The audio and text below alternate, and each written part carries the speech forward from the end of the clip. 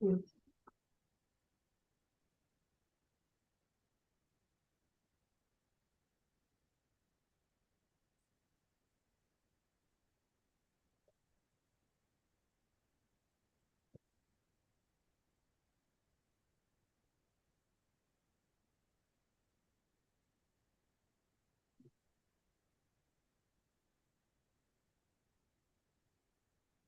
we are online now in YouTube. Okay.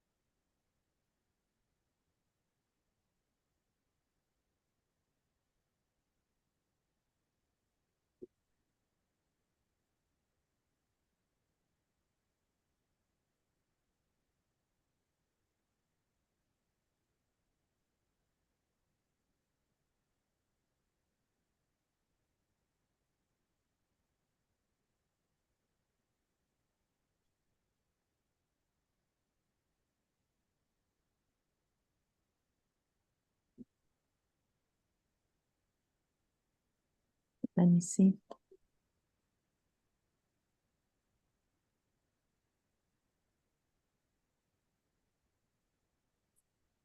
We have people still coming in, so we wait 1 more minute and we can start. Sure.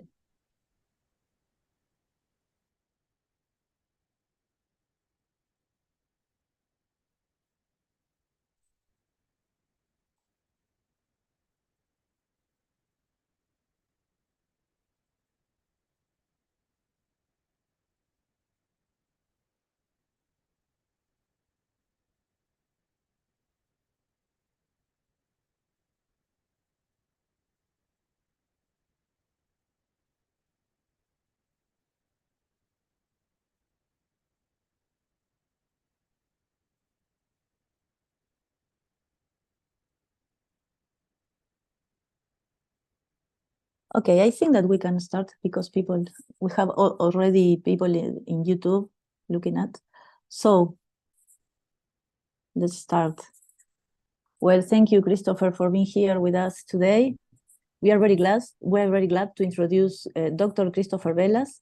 He is an oceanographer, and he made his undergraduate and I think that postgraduate studies in the United Kingdom. Are you from UK? Yes, yeah. Okay. He's British, and currently he works at the University of Innsbruck in Austria in the Lake and Glacier Ecology Research Group of the Department of Ecology. And his research focuses on the role of viruses in aquatic ecosystems, specifically in polar and alpine environments. And he worked with a very exciting and, for me, unknown kind of viruses that there are the Polintoviruses. He uses this as a model to understand virus host evolution. And today he will tell us about his recent findings on this very fascinating type of viruses that are the Polinton. Chris, thank you very much for joining us today, and I am very sorry for the inconvenience with the link. So you have the audience. Oh, thank you very much. Thanks for the nice introduction. Yeah, so that's a good summary actually of the use of the Polinton-like viruses. But so yeah, that's a sort of research area I've been studying. Polinton-like viruses or Polintoviruses. They've got lots of different names, but most people might have never heard of them before, and I hadn't heard of them before until I started this research area. So I wanted to talk about this story really, which was a story of using metagenomics, so using tools to look in specific environments such as alpine lakes understand the virus community, then finding something completely unexpected and being able to use that to understand eukaryotic genomes and hidden viruses inside there as well. So it was kind of a roundabout sort of interesting story, the way we went about this. So yeah, I'm Chris Bellis, work at the University of Innsbruck. So my main focus is on, I would say sort of virus ecogenomics. So it's kind of reconstructing virus genomes in the environment and then working out what they are doing. So who they might be infecting, what role they might have in that ecosystem. So so viruses, they rely on having a host in culture. Say if you were to culture viruses and isolate them, so it's a very laborious task to do that, to understand virus communities. But we can kind of sidestep that with metagenomic tools, and by sequencing DNA from lakes and then rebuilding virus genomes directly from the environment.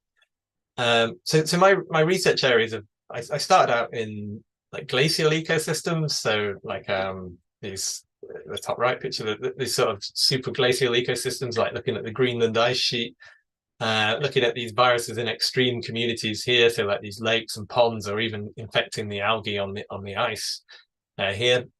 So these were sort of simple ecosystems to work in, and I started out by characterizing bacteriophage communities in these ecosystems and understanding who they might be infecting. And then I moved to Innsbruck a few years back, with the research question to look at a specific alpine lake, which I'll come on to in a minute, to understand virus host interactions in this lake and who they might be infecting. And then this has led to a sort of spin-off project, this main project now, working on the Polinton-like viruses, which I'll talk about. So yeah, the Gostenkollosee was the lake I came to Innsbruck to study. This is a high alpine lake, so it's about 2,500 meters. It's a very oligotrophic lake. It's frozen for a good few months of the year, and it's about sort of 8 meters deep. So the question here was, nobody really looked at the genomes of viruses in alpine lakes before. So my research question was to come along and sort of understand what types of viruses are found in these lakes, who might they be infecting, so what impact might they have on the ecosystem. So to do this, this was the only way I could really approach this problem, was a metagenomic type approach, which was to sample large quantities of water and build up enough DNA in that sample so I could sequence virus genomes. And so I did this. I sequenced all the virus genomes I could from this lake and reconstructed them. And the result from this was that what we could detect was thousands of novel bacteriophage genomes in this lake, which was not unexpected. Nobody really looked at alpine lake virus genomes before. So this was kind of a nice finding, that we'd found so much new phage diversity in these lakes. But also interestingly, there were a lot of giant virus genomes in these lakes. So these are large viruses which infect Protist genomes, and these belong to the nucleocytoviricota. You might hear them called NCLDV, but most often referred to as giant viruses. And these often come with their own parasites, which are known as virophages, and these interact with giant viruses as well, often hindering their replication cycle. So we found a number of virophages in this lake as well, which wasn't too unusual, but it was interesting to see. But we found a whole bunch of unknown viruses in the lake, which I'll come on to in a minute, which is where the sort of spin-off of this project went. So giant viruses, if you're not familiar with these are, as their name suggests, they are very big for virus particles. They can be hundreds of nanometers across.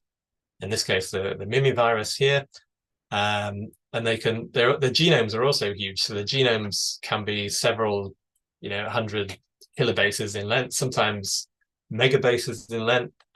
So the largest giant virus genome is just slightly bigger than the smallest bacterial genome.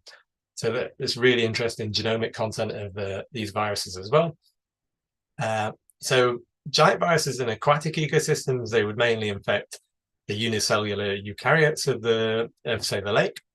And if you think of a really simplified infection strategy, it could be you could think of it almost like a phage, and that a giant virus come along and infect, say, a single-celled eukaryote, and it would build, once it's entered a cell, it would build a replication factory inside that eukaryotic cell. It's not in the nucleus, it's in the cytoplasm, and that factory would then produce more giant virus particles, which can then burst out the cell and destroy that cell.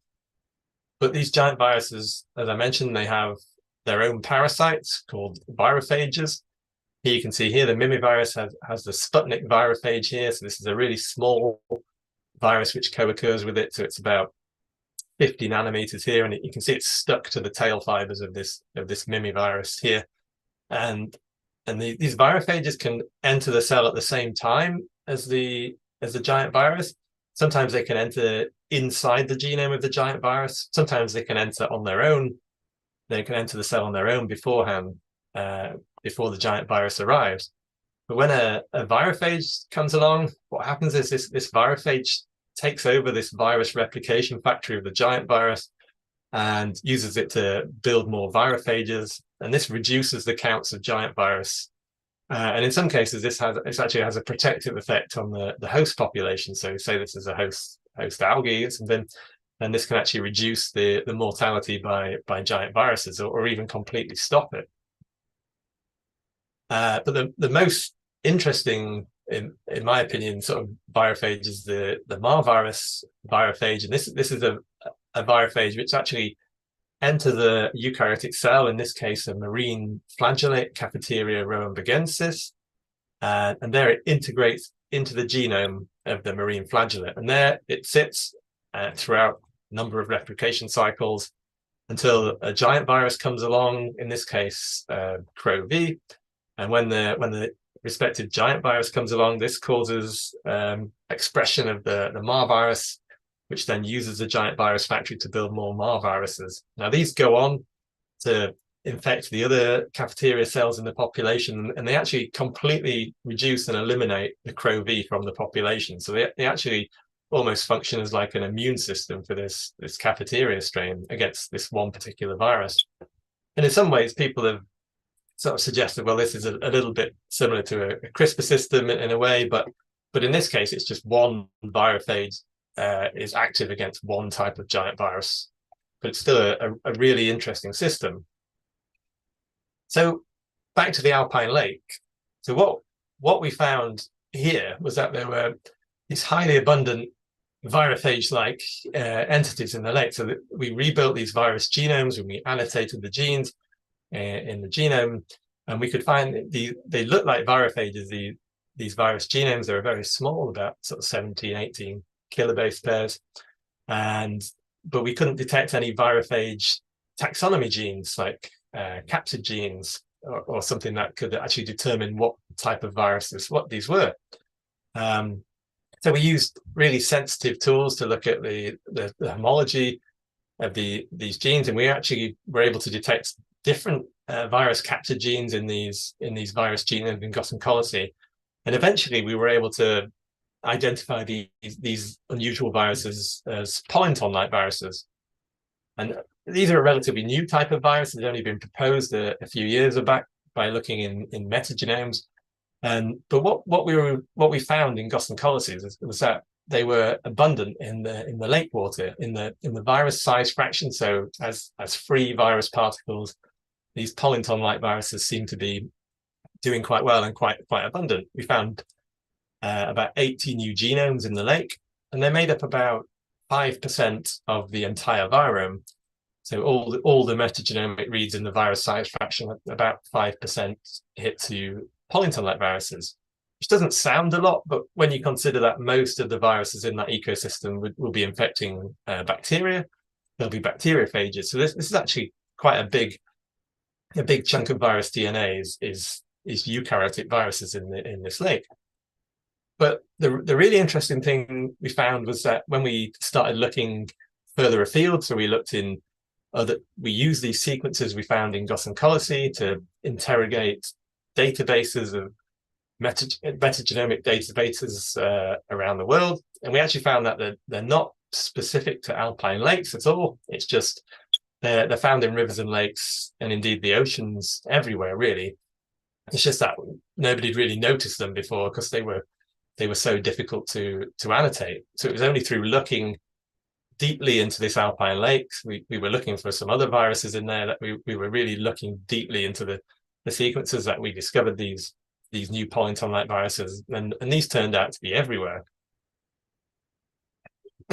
So what we wanted to understand was what does this diversity mean? How can we display this diversity of Polinton-like viruses we've found? So one of the things we can do is we can pull out all the genomes we found from the lakes and from all the metagenomes, and we can look to see how many shared genes they contain. So this is a network-based analysis of shared gene content. So it's a good way to visualize different virus groups, because viruses usually don't contain, different groups contain different genes, but there's very few single taxonomic genes for viruses. But if you look at all genes and how they're shared between the different groups, you can start to build relationships. So in these plots, every circle or symbol here is a virus genome, and these lines connecting the genomes represent the sort of shared connectivity, the shared gene content between these viruses. So all the known viruses, the virophages, which are the ones that depend on giant viruses, they form this central group here, including the MAR virus, which I talked about earlier. That's down here somewhere. And based on the viruses we found in the Alpine Lake, Goss and Colossi, we formed all these new clusters around here. So, and what we were actually showing is that it's not just one type of virus we found in Goss and Colossi and then other metagenomes. This represents, numerous, probably 7 or 8 different clusters of new types of eukaryotic viruses. So that they're very different things we're talking about. So in particular, there was a group here which was based on the Goss and Colossi capsids, which formed a very large cluster here, which we named the Goss and Colossi group, Gossi virus group, and GKS2, GKS3 here. So they're all based on the capsids and the virus genes we found in Goss and Colossi. But also interestingly, we noticed that just through some searching, that we started to see some of these viruses integrated into eukaryotic genomes. So we found a few of this Gossi virus group here, we found a few of them integrated into oomycete genomes. One was integrated into a fungal genome, and a couple of up here we later found were in amoeboid genomes. So there was potentially, we were looking at a virus which might have some sort of lysogenic life strategy as well.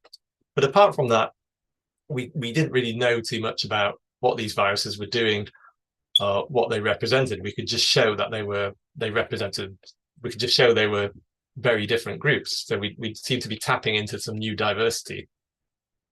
So this led on to my current project at the moment, which is the Polintoviruses project. So the idea here was to build on this single alpine lake to sequence a whole group of alpine lakes and subalpine lakes and including lakes of different trophic states, to try and find new Polinton-like viruses and to try and link these to eukaryotic hosts to understand what they're doing. And this has also involved generating a lot of time series metagenomics as well, to try and correlate viruses with the eukaryotes in the lake at different times of year. So this has been some of the metagenomic sampling. So we picked a whole bunch of very nice lakes in Austria to go and sample, but covering different trophic states. So we wanted to make sure we had eutrophic lakes, mesotrophic lakes, to have different potential host communities to pull out different viruses to try and help with this correlation analysis. So I'll talk about that a little bit right at the end. But while we were doing that analysis and building those databases, I started to play with the original data that I had from Goss and Colossi, with the original virus genomes. And what we noticed was that when we blast searched any of the virus genes that we found, we got very few hits. As I mentioned, there were a few hits at oomycetes, particularly, say, Phytophthora infestans, the potato blight organism. This turned out to have many Polinton-like viruses embedded in its genome, which we thought was very, very weird, and not that this did and nothing else did. So we started to play around with GenBank a little bit more, and it was only when I started searching against GenBank whole genome shotgun database. So this was a database of draft protist genomes. So these were unannotated, but they haven't been decontaminated. This is just the raw data sort of uploaded to GenBank when people sequence a protist genome. And when I search my virus genes against this database, you get thousands of hits to sort of random pieces of the genome of many unicellular eukaryotic genomes. So we started to think, well, maybe this is more widespread, this integration, than we realized. So what it did to screen these eukaryotic genomes was I downloaded the entire GenBank database of protist genomes. So this was about 1,300. It's definitely increased since then. And I screened all of these for the virus genes which I detected in gossyncology. So looking for specifically the capsid gene, so the gene that builds the virus particle which contains the DNA, which was a good marker gene for viruses. So by doing this, by pulling all these genomes out and screening these draft genomes, so it's almost like the junk bit of data before it gets processed. We actually found there were about 40,000 virus capsid genes in this protist genome set.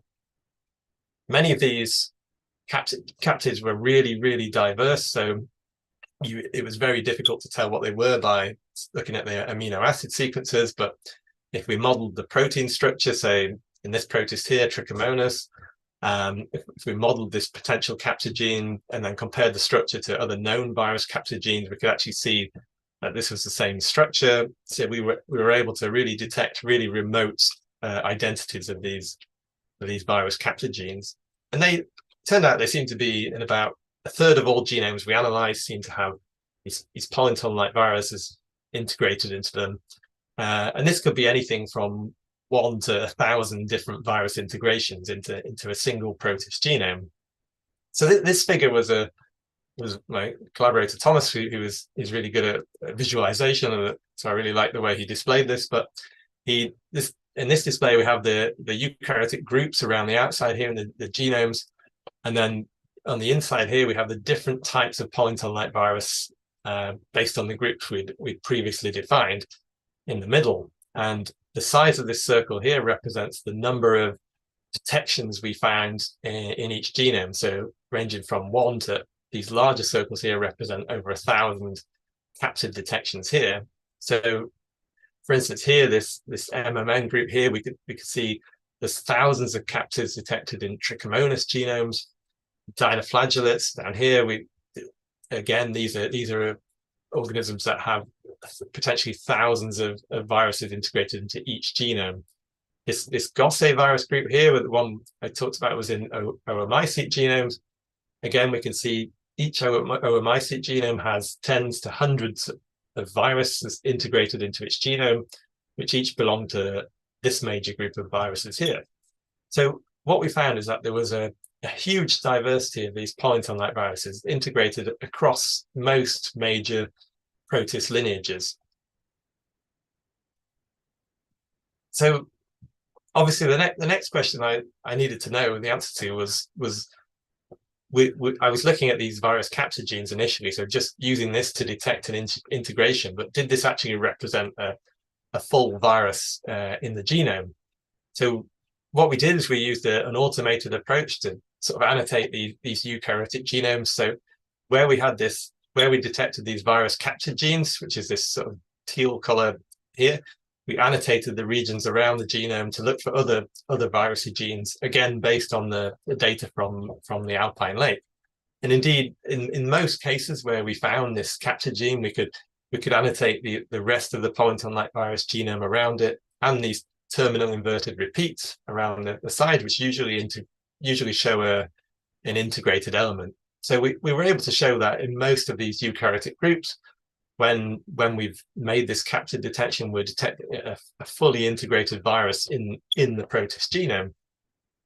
But when we look more closely though at this virus in the genome, it appears fragmented. When we compare the blast hit to the actual annotation of that region, it's just kind of a fragmented mess in this bit. So it appears that initially that these viruses seem to be degraded elements or potentially remnants of previous infections.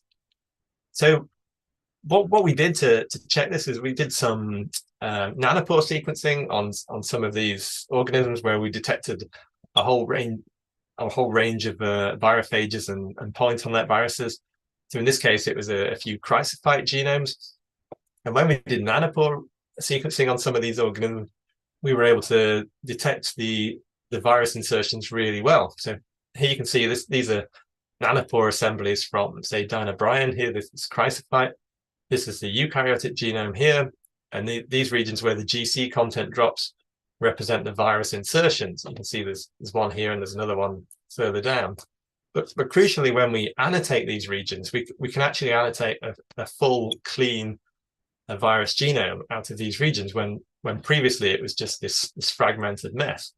So what this says to me is that a lot of the genomes in GenBank, they have problems assembling these polytomic viruses because there's so many of them in each genome and they're so repetitive. They don't assemble very well with Illumina data, but if you use long read sequencing data such as Oxford nanopore data, we can start to see this. And indeed, there's a number of papers have coming out recently where people are actually starting to show these virus insertions now more in the algal genomes, just because of the technology is getting a lot better for sequencing and assembling Protist genomes. So these insertions that we see of these polytomic viruses in the eukaryotic genomes look very similar to the MAR virus insertions.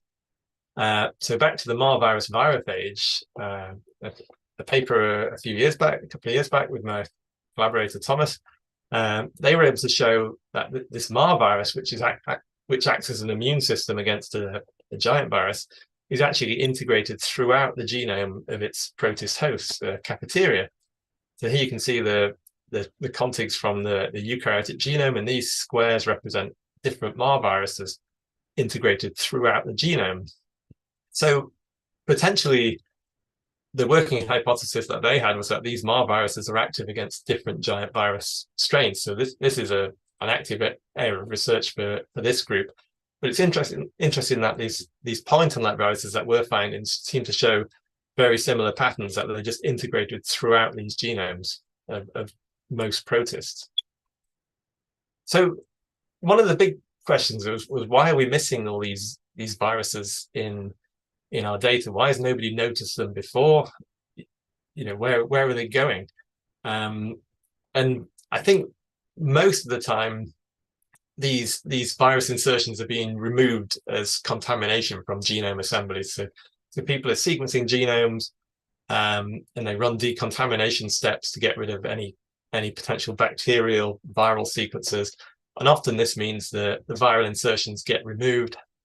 Also, when you put your sequences in GenBank, GenBank staff are very good at emailing you when there's any problems with your sequences, and they will remove the rest of the polytomic viruses that make it through. So by the time you get to a full genome in, say, GenBank non-redundant protein database, they're not there anymore.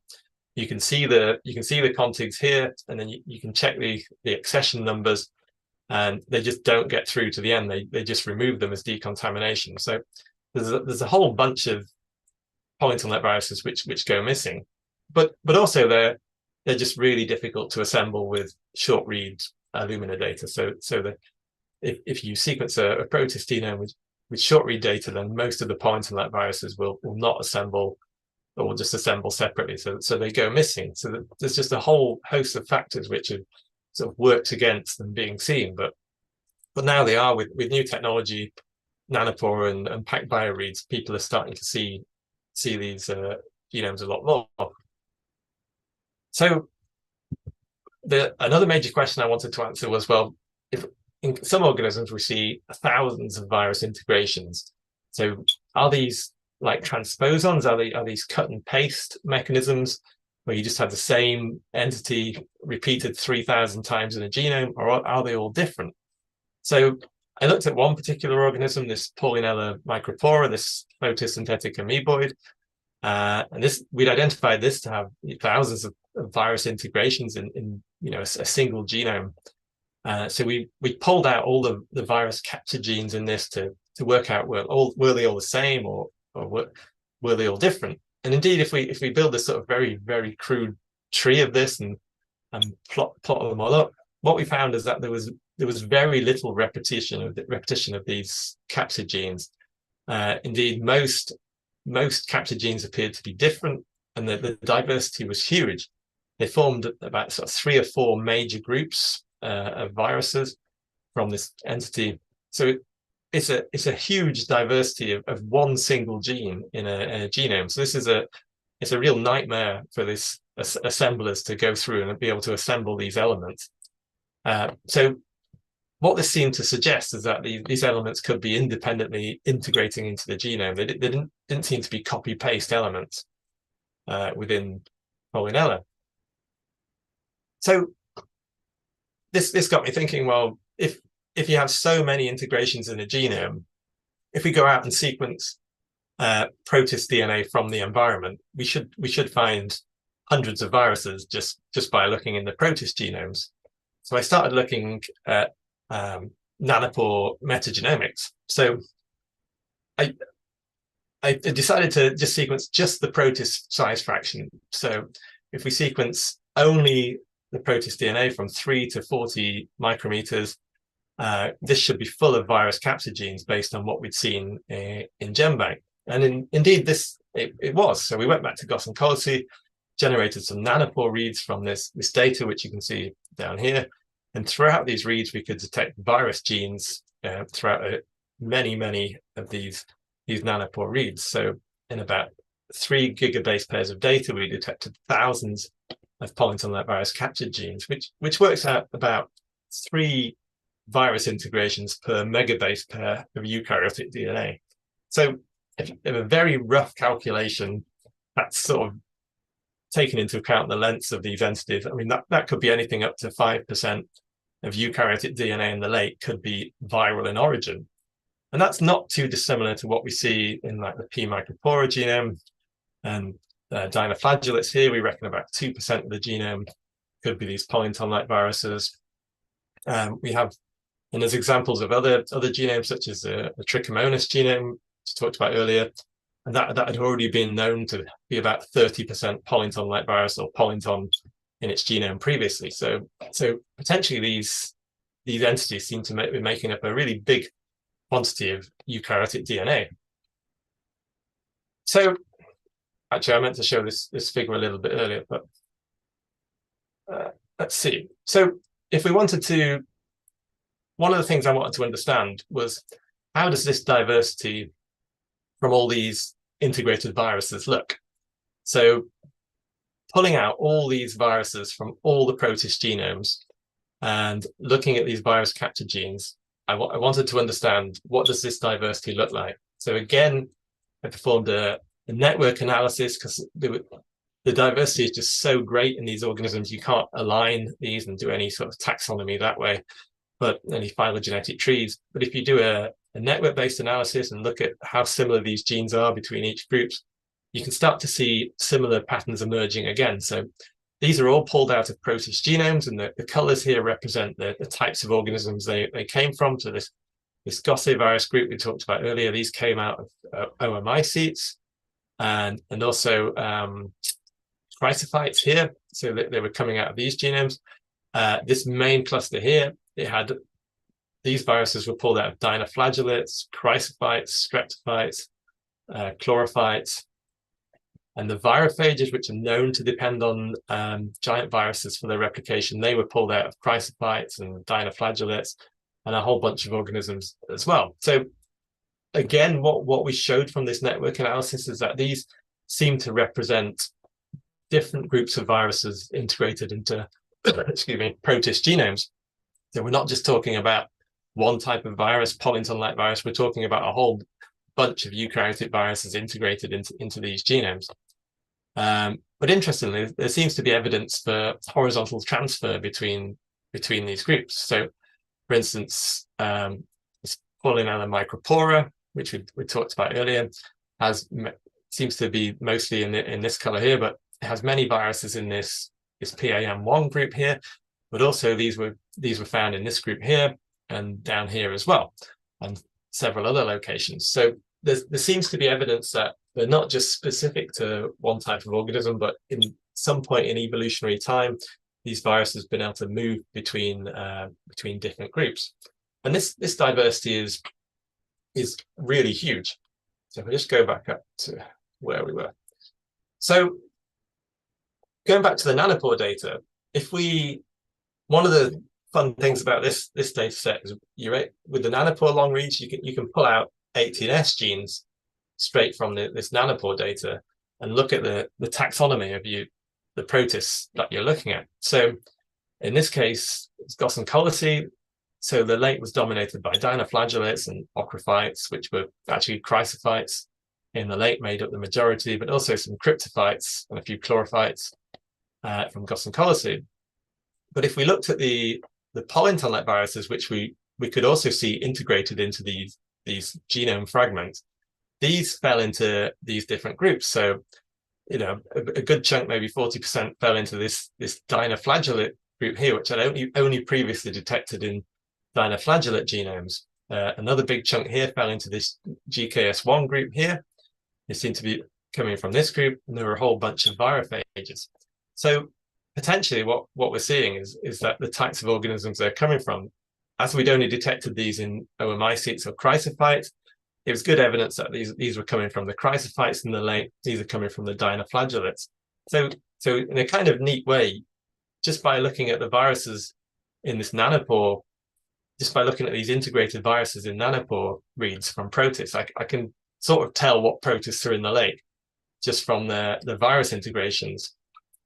And indeed, that's sort of the thing I'm doing at the moment with this metagenomics. So I'm looking at the virus size fraction, looking at which groups of Polinton-like viruses are in the lake. Are they virophages? Are they this GKS1, 2 group? And I can sort of get an indication of what protists I'm going to find in that lake just by looking at the viruses now.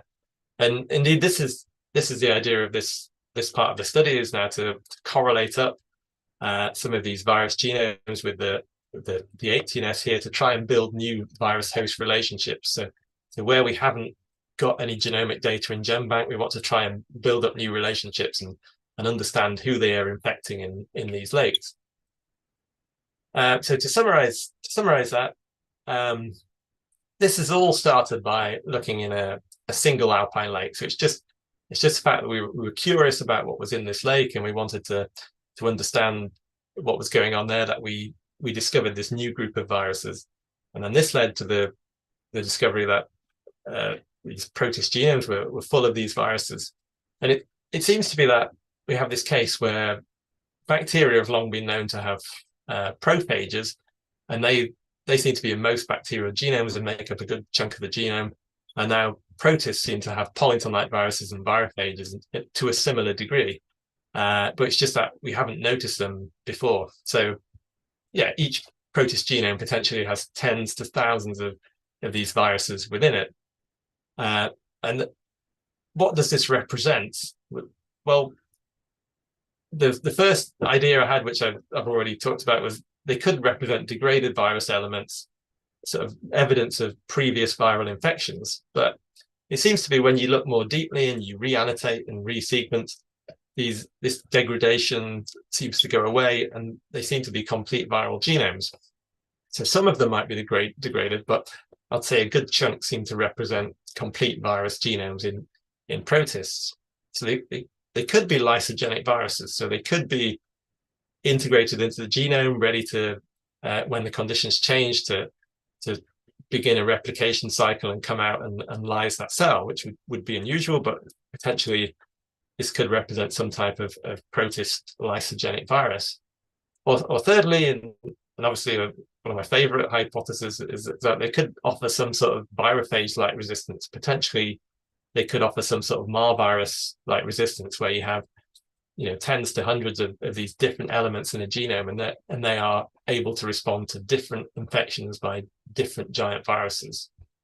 And there is a little bit of evidence for this. So we have the known virophages here, coming back to this diversity plot, and these are the group that are known to interact with giant viruses.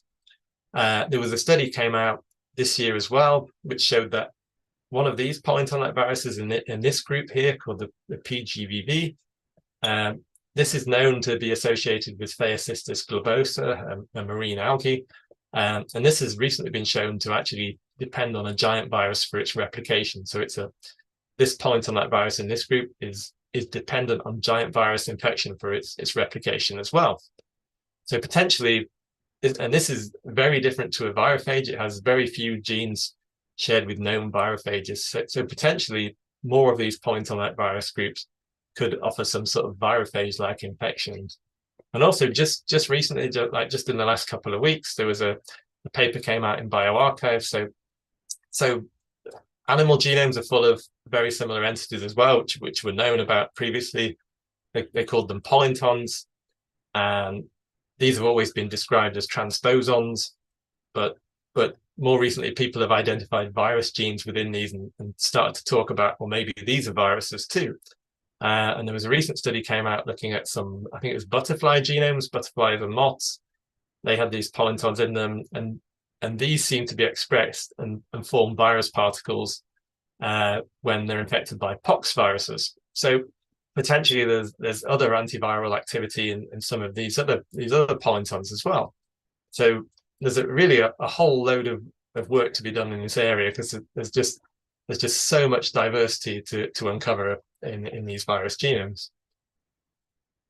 So just to finish off, I mean, my ongoing work now is to process up all this data that I have. So I've been generated dozens of metagenomes from these alpine lakes, and from this I've interrogated all these for new Polinton-like virus groups, and indeed there are a lot more than I've shown in these figures. I've now found hundreds of different virus groups based on very low amino acid identities. So these represent more groups again, and hundreds of thousands of these Polinton-like virus genomes now in the environment. So they really are everywhere, and the diversity is absolutely huge. So we're really just starting to understand them and where they are and even what they're doing. So I've generated time series data as well, and this is allowing me to try and link viruses to the hosts where we don't have any protist host DNA there to do a positive host identification, but hopefully we can do some sort of correlation to see when a Polinton-like virus is abundant, maybe a host becomes abundant and declines at the same time. And also finally, I'm working on giant virus links. So the working hypothesis is that many of these depend on giant viruses for their replication. So there's little tricks and ways to try and tease some of that data out bioinformatically to look for similarities between Polinton-like viruses and giant virus genomes to see if we can find any more relationships there. So just want to say thanks and acknowledge my co-authors, so Marie, a master's student who did a lot of the sequencing work, and then Matthias Fischer, Thomas Hackel, Anna Slava, who helped me a lot with some of the bioinformatics work, and they indeed isolated and studied the Mar virus system. And my collaborator in Austria, Ruben Sommaruga, who tells me all about limnology and the Alpine Lakes, so puts everything into perspective for me. So thank you very much, and I'll hand that back.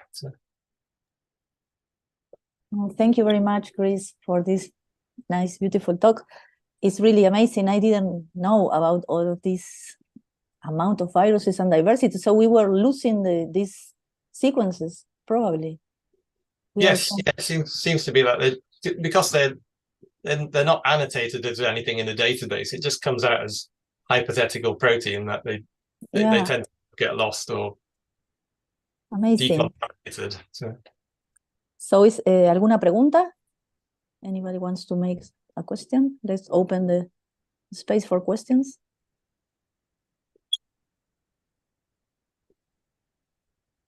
Marcos, you open your microphone.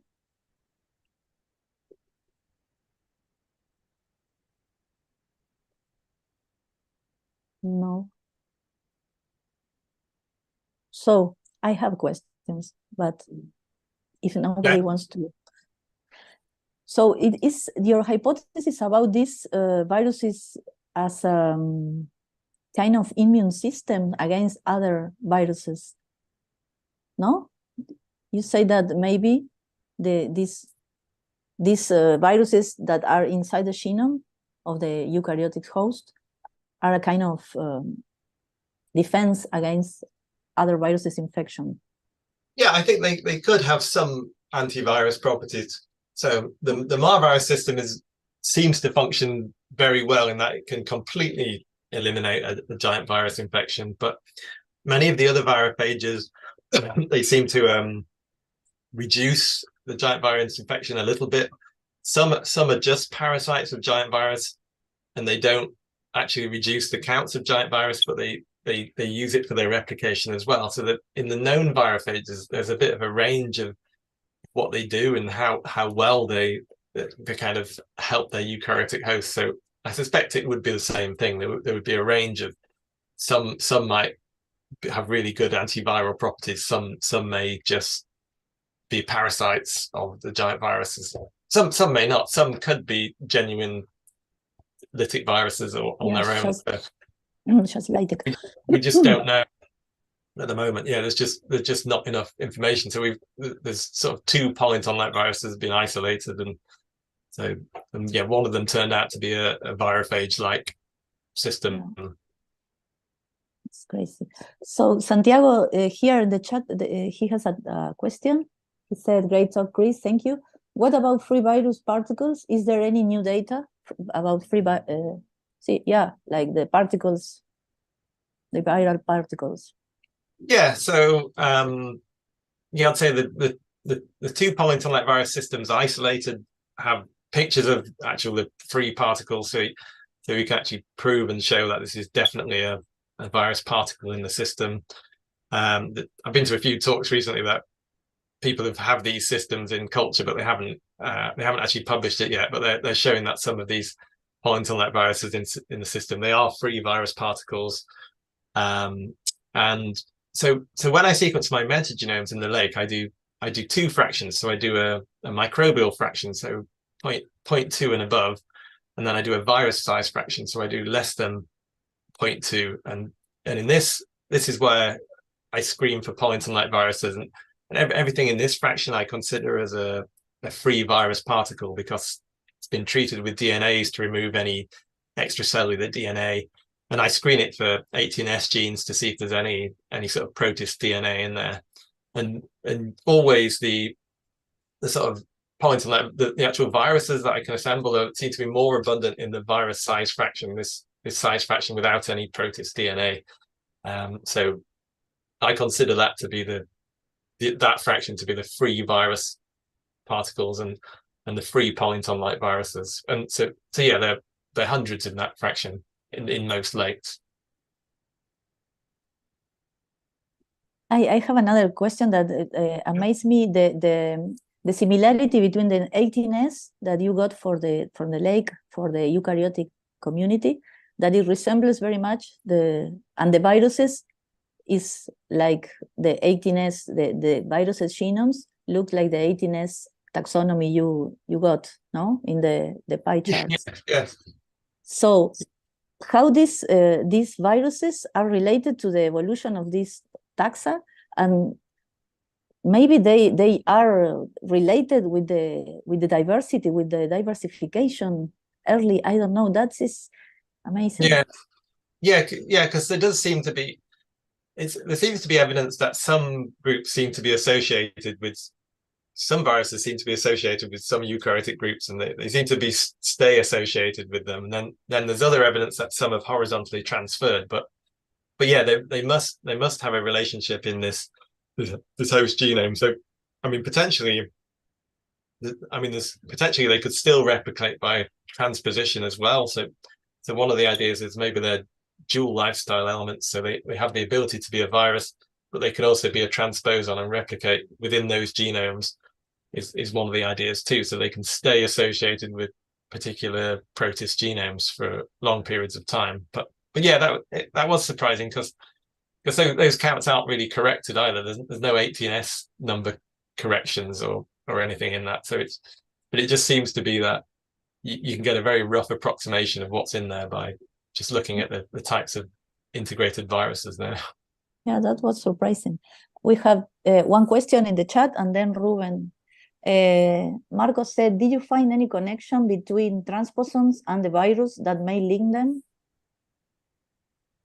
Yeah, no, that's a good question. So I haven't looked in too much detail, but yes, sometimes you find them in association with, I think it was homing endonucleases. Yeah, there were some associations with some transposable elements, but most of the time, no. So sometimes they were associated with retrotransposons in the genome. So you might find a retrotransposon at the side of this integrated virus element as well. But we think they're able to integrate on their own though, because they have all the genes. They have a gene responsible for integration, so like a tyrosine recombinase or a retroviral type integrase. So we think they're able to do it on their own as well, not needing transposons. Thank you. Ruben? Yeah, hi, Chris. Maybe you can tell a little bit of recent, the International Committee on Taxonomy of Viruses, or people working for that institution, has made a distinction regarding the taxonomy between Polinton-like viruses and virophages. And the first study published in Microbiome shows that there is no real gene share, but how to solve this problem of trying to put names and taxonomy, at least to the Polinton-like viruses, the Polinton, the virophage, and so on. Maybe you can comment on that. Yeah. I mean that's a big question. Sorry, I lost my Zoom screen at the moment. But can you still hear me? Yes. Yeah. Okay. Yeah. Yeah, I think that's a big question because this whole area, these viruses seem to be related to some level, and it's just the whole area is a mess with names. So you can actually find in GenBank these Polinton-like viruses. You can find some in GenBank, and they come under a whole different group of names. So the people have found some before, and they've just called them different things. They call them like MELD viruses or Adinto viruses, or people have just found random ones and given them a name. But yeah, I think there needs to be some whole unified taxonomy in this going on, because what does a virophage mean anymore? If Polinton-like viruses can act like virophages, then are they virophages too? And so I think, I mean, yeah, I've been thinking about this a lot recently, and I'm giving a talk on this in December as well about this sort of area of taxonomy and how we can define these groups. But I think the gene sharing networks that we've been developing will be a good way to go forward and build these virus groups and actually, start to classify these as distinct groups of viruses. But yes, you're right, they have been classified as distinct from the virophages.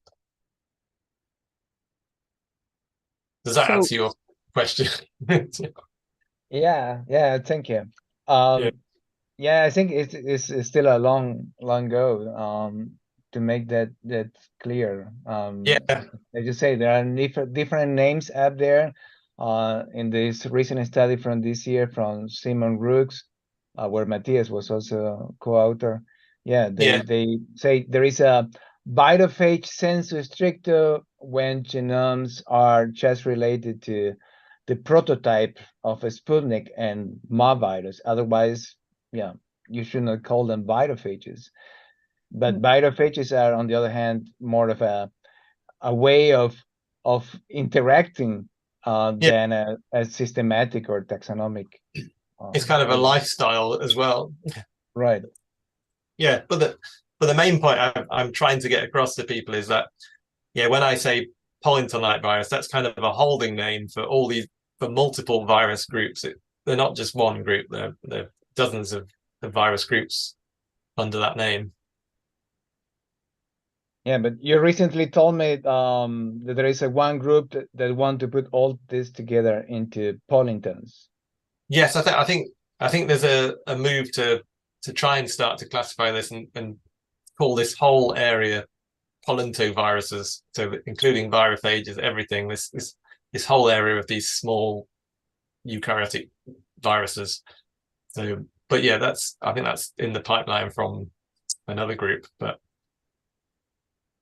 yeah, but beyond the mess with the taxonomy of these viruses, if we were I don't know, these sequences were not in the genomes, because usually the genomes are made by short read sequences. So yes, if we now start to include all these sequences in the phylogenomics, I don't know, of eukaryotics, which impact will this have on I think that it will also mess with the phylogeny that as we know it, no? Because yeah. it's all I'm new not sure. information that we have to consider, or not. I don't know. I'm not sure. Yeah, it depends how the eukaryotic phylogeny is done. Because yeah, I've always been a phage and a bacterial person, and then coming into this sort of eukaryotic world has been quite new for me. So yeah, I'm not. It depends how many genes they're using for this whole eukaryotic taxonomy side of things. But yes, there's a big chunk of eukaryotic genomes which aren't considered, which is these integrated elements. Yeah, because they've just been ignored or just removed, or they just weren't there for methodological reasons, really. So yeah, they should definitely be included and definitely be analyzed in the genome. Yeah, a lot to think about. So, is there any other question? Yeah. Maybe just one comment, because you are talking, I think, to an audience with people that don't work with aquatic system, most of them. Maybe and we are mostly microbiologists. Microbiologists, bacterial ecologists. Yeah. Oh, yeah, me too. Just that you explain why the protists are so important in aquatic ecosystems, and maybe you want to explain that, Ruben.